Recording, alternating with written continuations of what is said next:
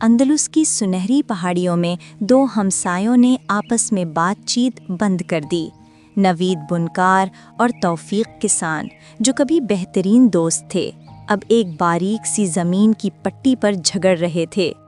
دن پر دن گزرتا گیا، ان کا غصہ بڑھتا گیا، یہاں تک کہ زیتون کے درخت بھی اداس دکھائی دینے لگے، مگر ان کی 10 سالہ بیٹیاں عبیرہ اور عروسہ ایک الگ ہی سوچ رکھتی تھیں۔ ایک صبح سویرے دونوں لڑکیاں چپکے سے ملیں، چھوٹے چھوٹے زیتون کے پودے ہاتھوں میں تھامے ہوئے۔ انہوں نے وہ پودے دونوں لڑنے والے گھروں کے بیچوں بیچ لگا دیے، امید کے ساتھ، نہ کہ خوف کے ساتھ۔ جب نوید اور توفیق نے اپنی بچیوں کو یوں مل کر کام کرتے دیکھا تو ان کے دل کی سختی پگھلنے لگی۔ نئے پودے بالکل اسی جگہ کھڑے تھے جہاں کبھی ان کی دوستی جوان ہوا کرتی تھی۔